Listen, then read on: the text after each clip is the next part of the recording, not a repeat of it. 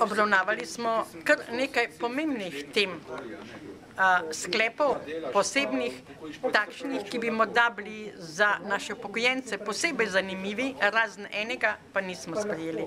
Obravnavali smo problematiko nepremičninskega sklada pokojninskega invalidskega zavarovanja in sklenili, glede na ureditev, kakršna je sedaj, in to zakonodajna, da bo zavod svojo vlogo lastnika in edinega družbenika nepremičninskega sklada v prihodnje opravljal v skladu z zakonom o gospodarskih družbah.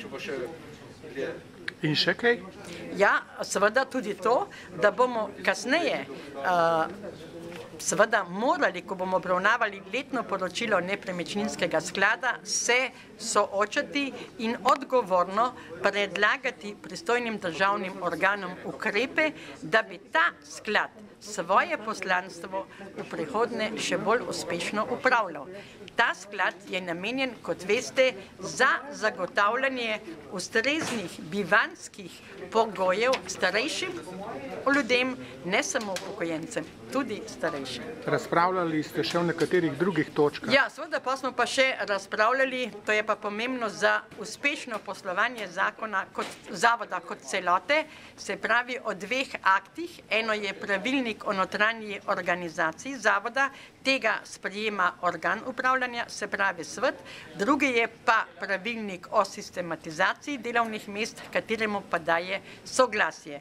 Cilj tega prvega, ki ga je danes sprejel naš organ upravljanja, pomeni, da bomo bolj prijazni tako do strank, pa hkrati tudi bolj uspešni v zadovoljstvo samih delavcev in da bi tudi, bom rekla, sredstva, s katerimi strokovna služba razpolaga, bila bolj racionalno in učinkovito porabljena.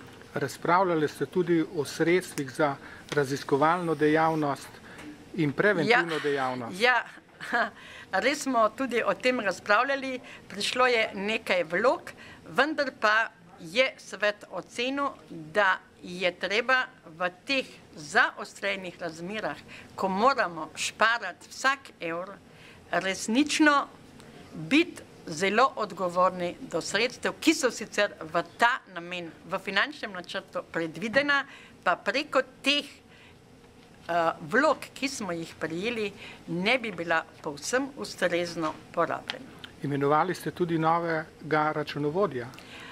Ne, novega direktorja finančnega sektorja smo imenovali in to z veseljem povem, da je mladi ekonomist, ki je že doslej s svojim delom dokazal, da si je naše zaupanje za direktorsko mesto upravičil.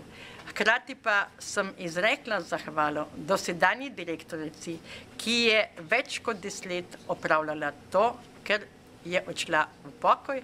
To je našim upokojencem in širši javnosti dobro znana gospa Cerjakova.